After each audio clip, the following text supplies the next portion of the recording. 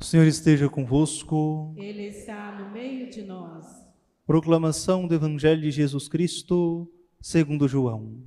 Glória a vós, Senhor.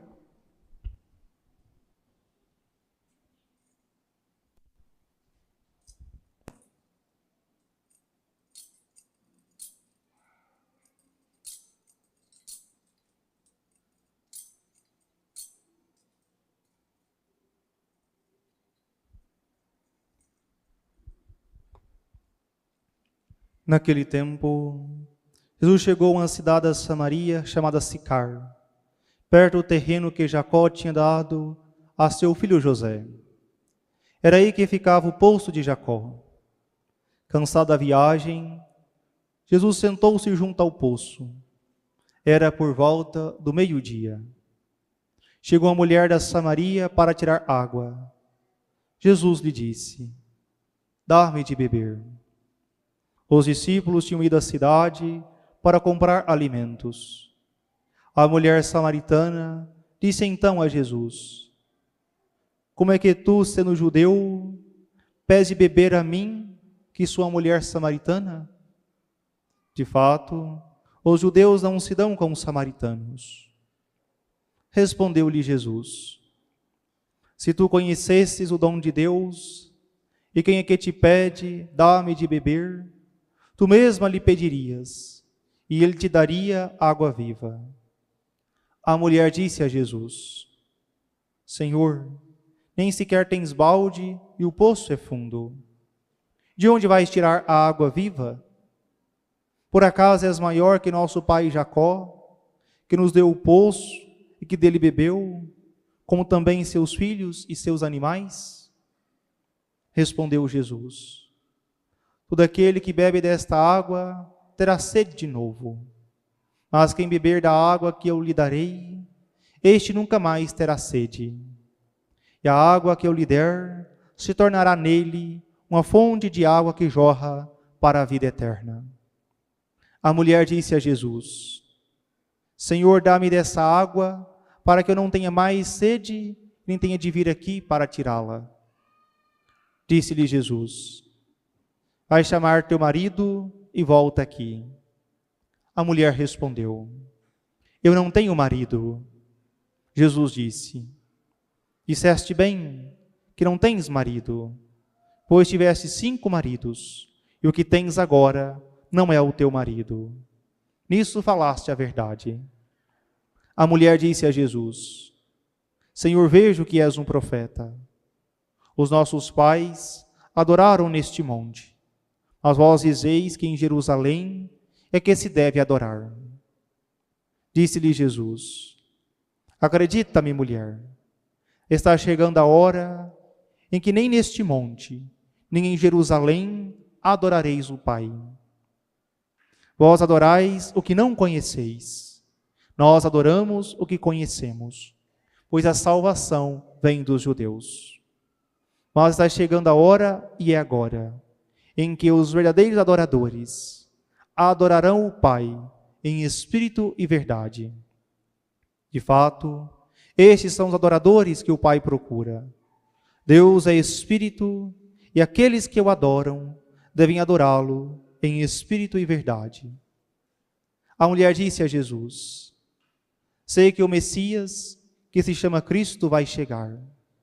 Quando ele vier, vai nos fazer conhecer todas as coisas." Disse-lhe Jesus: "Sou eu que estou falando contigo." Nesse momento, chegaram os discípulos e ficaram admirados de ver Jesus falando com a mulher. Mas ninguém perguntou: "Que desejas?" ou "Por que falas com ela?"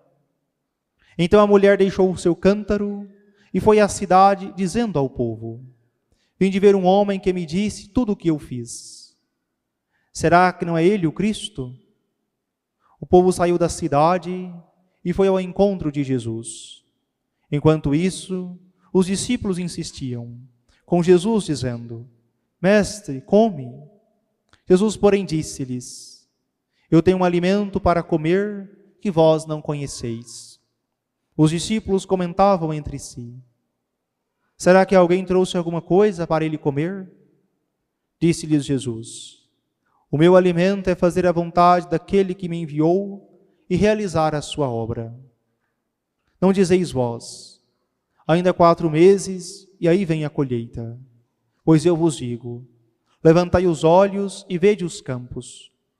Eles estão dourados para a colheita. O ceifeiro já está recebendo o salário e recolhe fruto para a vida eterna. Assim o que semeia se alegra junto com o que colhe. Pois é verdade o provérbio que diz, um é o que semeia e outro o que colhe. Eu vos enviei para colher aquilo porque não trabalhastes. Outros trabalharam e vós entrastes no trabalho deles. Muitos samaritanos daquela cidade abraçaram a fé em Jesus por causa da palavra da mulher que testemunhava.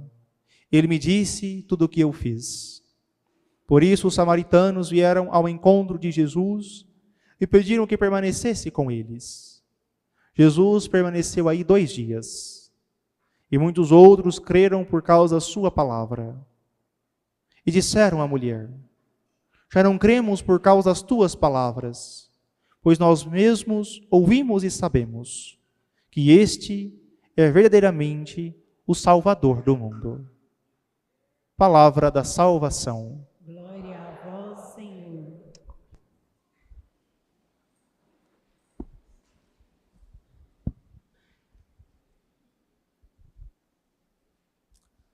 Caríssimos irmãos e irmãs, nesse 3º domingo da Quaresma, o longo evangelho que nós ouvimos, o evangelho da Samaritana, que é colocado como evangelho de catequese. De modo especial, hoje nós acolhemos esses que se preparam para receberem os sacramentos na vigília pascal.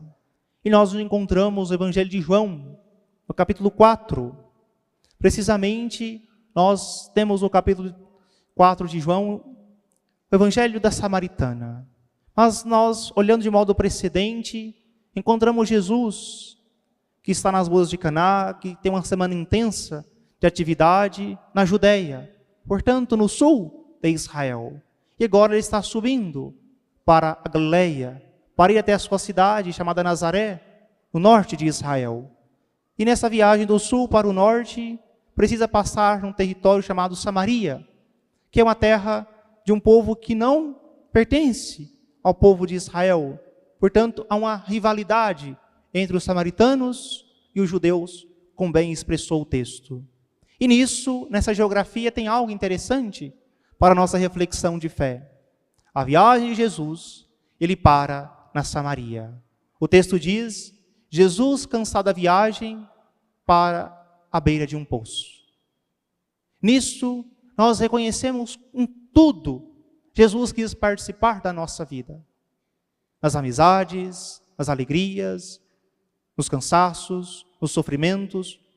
Tudo o que Jesus faz, deixa-nos um ensinamento. Quantas vezes em nossas orações, em nossas lidas da vida, parece que nós pensamos que Deus não compreende nossos sofrimentos, nossos cansaços, mas esse texto manifesta perfeitamente quanto Jesus participa da nossa vida, quanto Ele nos compreende perfeitamente, porque Ele viveu em tudo a condição humana, menos o pecado. Por isso Ele conhece profundamente as dores do seu coração, suas tristezas, seus cansaços, suas alegrias, suas decepções. Ele nos conhece perfeitamente, cada um de nós, porque Ele experimentou isso em sua vida. Ele quis passar por isso para nos mostrar o quanto Ele se compadece e se interessa por nós. Por isso que o cansaço de Jesus possa também nos ensinar que somente nele também nós encontramos o descanso, o refúgio. Somente nele, na oração, nós somos aliviados dos nossos cansaços. E em nossas orações, temos a certeza, Deus conhece profundamente a minha vida. Por isso eu posso contar a Ele tudo o que se passa comigo, porque Ele me ouve, entende e me ajuda a enfrentar também essa situação que estou passando. O texto prossegue. Jesus, cansado da viagem, está à beira de um poço. Ao longo da história da salvação, diversos foram os personagens bíblicos que também, cansados de uma viagem, pararam à beira de um poço. E ali, Suas vidas foram transformadas porque se tornou o local do casamento. Recordemos de modo especial Moisés, fugindo do faraó, ele encontra num poço sua esposa Séfora, junto com seu sogro Jetro. Ou seja, é interessante percebermos, mesmo cansado, ele encontra ali a ocasião para o seu matrimônio. Depois, Isaac, também num poço, encontra a sua esposa, Rebeca. Ou seja, agora encontramos Jesus com a samaritana. Também ali se dá um casamento, porque a samaritana é a imagem de Cristo, o noivo, com a humanidade representada pela samaritana. Ali todos nós nos encontramos. Padre, parece algo absurdo o que o senhor está dizendo, mas se nós percebemos claramente o desenvolvimento, tanto do texto, e depois nós ligamos com a história da salvação, se torna claro essa conexão. Porque, assim, toda a história da salvação é a história de um casamento entre Deus e a humanidade. Deus quer desposar-nos, quer que nós estejamos em íntima união com Ele. Esse é o desejo de Deus, tornar-nos participantes da sua vida. Depois, é o meio-dia, não é somente um detalhe do texto, manifestando também que Jesus é a luz do mundo, que diante de Jesus tudo se aclara. O meio-dia é onde o sol está brilhando mais forte. Imagina um deserto, meio-dia, quão escaldante é o sol e quanta claridade se tem nesse momento do dia. É possível até mesmo ver a profundidade de um poço, pois não se faz sombra no poço ao meio-dia. Mostrando que Jesus é a luz do mundo, que perto de Jesus tudo se torna claro. Tudo diante de Jesus se torna manifesto, porque de fato Ele veio para iluminar todo ser humano. Assim também nós, quando nos aproximamos de Jesus, a nossa vida, a nossa história, por mais difícil que pareça, ela se torna clara e ela começa a ter um sentido. Porque Deus vai mostrando que tudo está no seu querer, tudo tem uma lógica, tem um porquê. É a experiência que precisamos fazer também diante de Jesus na oração, de deixar que Ele ilumine a nossa vida, ilumine a nossa história. E Jesus começa um diálogo com esta mulher samaritana. Dá-me de beber. É Jesus que pede a ela. Ele sendo Deus e tendo tudo, Ele pede a ela e a cada um de nós uma resposta. Porque Jesus sabe que Deus tem sede de nós, tem desejo de nós.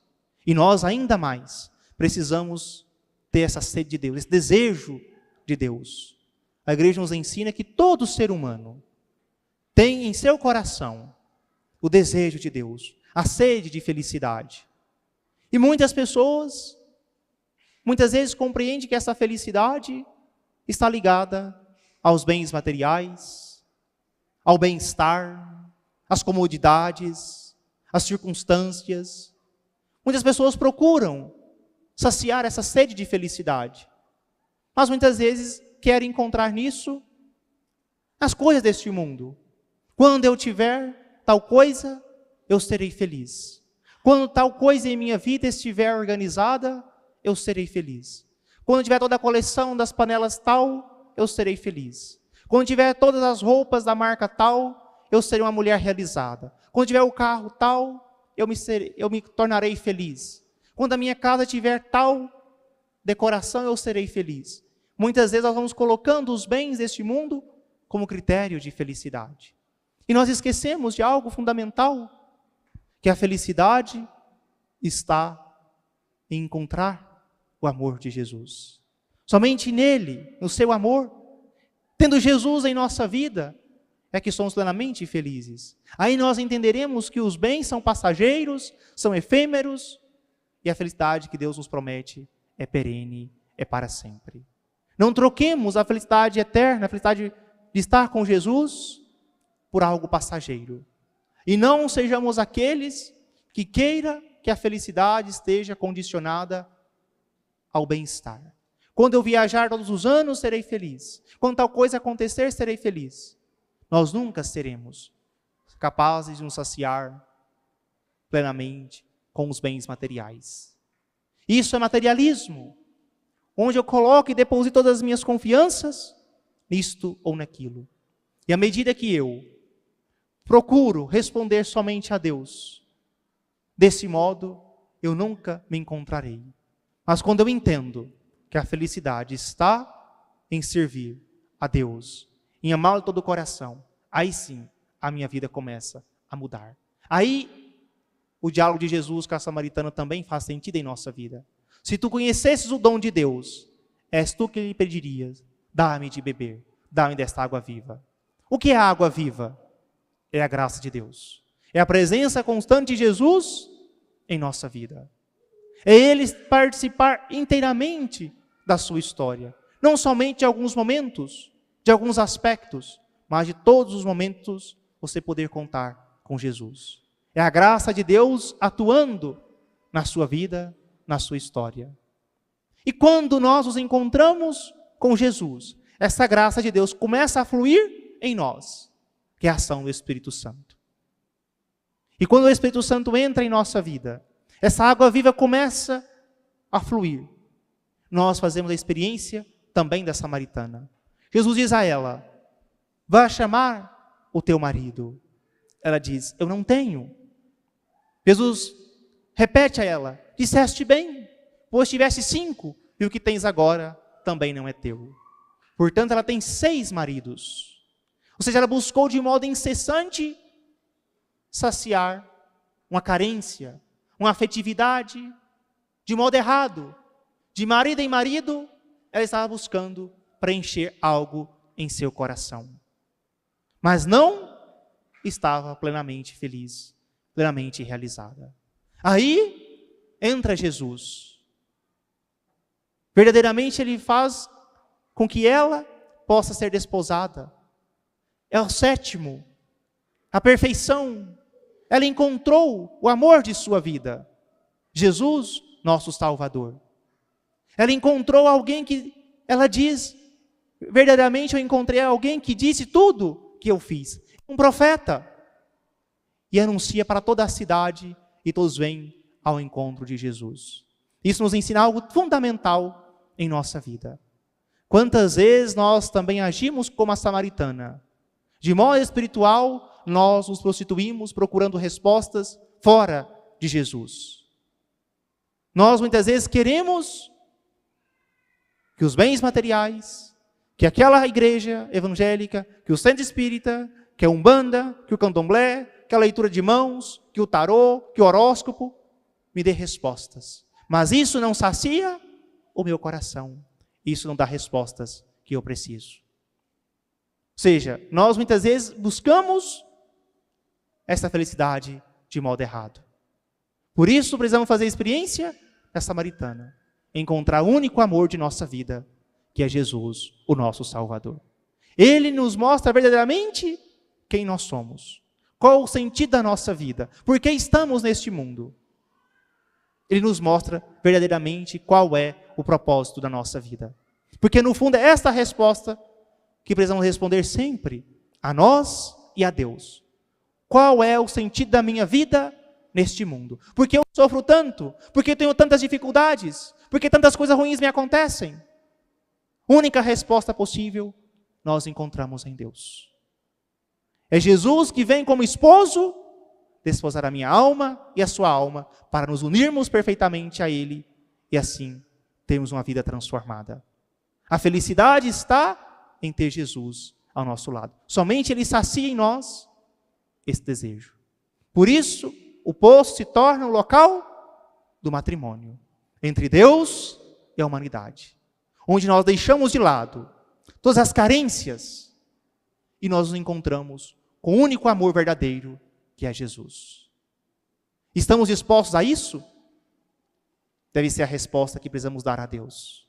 Eu estou disposto a educar o meu coração para responder verdadeiramente a Deus e dizer: somente o Senhor é o meu Salvador, somente o Senhor é aquele que preenche a minha vida, somente o Senhor é a água viva que me sacia?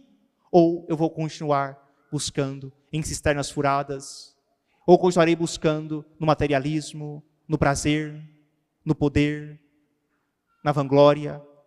Essas respostas que carrego em meu coração. A samaritana nos ensina que o encontro com Jesus transformou a sua vida. Porque ela começa a fazer um inventário moral. Algo não está certo em minha vida. Eu não posso continuar a mesma pessoa se eu quiser receber essa água viva que jorra para a vida eterna. E aí, esse bloqueio moral, aquele pecado, ela abandona. Mas isso acontece quando ela se encontra verdadeiramente com Jesus. É esse o propósito do Santo Evangelho. Que nesse tempo quaresmal, nós de fato possamos nos encontrar com Jesus. Que possamos reconhecer nele o verdadeiro amor que preenche a nossa vida e que mata a nossa sede. Quando nós fazemos a experiência do amor de Deus, nós fazemos a experiência da Páscoa. Passamos da morte para a vida, do pecado para a graça. Abandonamos os nossos maus costumes e começamos a costumes novos. Aí sim, o nosso jejum, a nossa oração, a nossa esmola, a nossa penitência tem um sentido. Porque eu faço por amor ao Senhor. Ou seja, eu faço porque eu amo tanto o Senhor e sei que preciso corrigir aquilo que não está conforme o seu amor, conforme a sua vontade. Não faço como imposição exterior, porque alguém me pede, porque alguém me obriga, mas eu faço por amor. Podemos fazer sim muitas coisas ao longo da nossa vida de modo obrigado, mas fazemos por um certo tempo, não fazemos a vida inteira. Mas se nós amamos verdadeiramente a Deus, nós fazemos porque nós queremos permanecer na sua presença. E assim conclui o Santo Evangelho.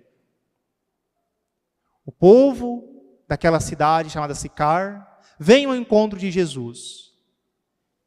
Ele permanece 2 dias com eles, convive com Jesus, faz a experiência do encontro pessoal com Jesus, tem suas vidas transformadas. E eles dizem: agora nós cremos não somente pelas palavras da samaritana, nós cremos porque nós ouvimos e sabemos que verdadeiramente Jesus é o Salvador do mundo. Precisamos também nós fazer essa experiência do amor de Deus. Não porque alguém me disse que Ele é o Salvador. Não porque alguém me disse que é bom ir à igreja. Não porque alguém me disse que é bom devolver o dízimo. Não porque alguém me disse que é bom confiar na providência de Deus. Mas eu faço essa experiência em minha vida. Eu sei quão bom é estar na casa de Deus. Porque Ele me preenche, porque Ele me orienta, me corrige, porque me ama. Eu sei que preciso ir à Santa Missa, porque preciso ser alimentado pela sua palavra e pela Eucaristia. Eu sei que preciso confiar na providência de Deus, porque Ele é um bom Pai e nunca deixa faltar nada a mim, que sou seu filho. Eu devolvo o meu dízimo porque eu tenho gratidão a Deus, porque sei que tudo que tenho, tudo que bom, vem dEle. E eu quero devolver a Ele em reconhecimento por tanto cuidado, por tanto zelo com a minha casa. Seja somente fruto do encontro pessoal com Jesus. Não porque alguém te falou, mas porque você experimentou isso na sua casa, na sua vida, na sua família. É isso que queremos nesse tempo pascal, nesse tempo quaresmal. Passar da morte para a vida, da desconfiança, da providência, para lançar-nos confiadamente em seus braços. Que nós possamos, assim como a samaritana, confiar em Jesus e começar com Ele um diálogo. E que diálogo nós começamos com Jesus? Pela oração. Insisto muito nisso. Precisamos ser pessoas de oração. Não somente da Santa Missa, que é a oração comunitária. A oração pessoal. Ter o seu tempo de oração com Jesus. Para que você possa experimentar o seu amor. Experimentar, assim como a samaritana, a ação de Deus em sua vida. Para que você possa reconhecer. Verdadeiramente, Jesus é o meu esposo, é o meu Salvador, é o meu Senhor. É o único amor da minha vida. Eu não busco outras respostas. Porque uma coisa que precisamos tirar também, até mesmo da nossa linguagem. Quantas vezes alguém diz, quando alguém está no hospital, passando por uma situação difícil, aí a pessoa vai e liga e diz: olha, o fulano está ruim demais da conta, acho que não passa dessa noite, agora é só Deus. Não só agora, desde sempre é Deus.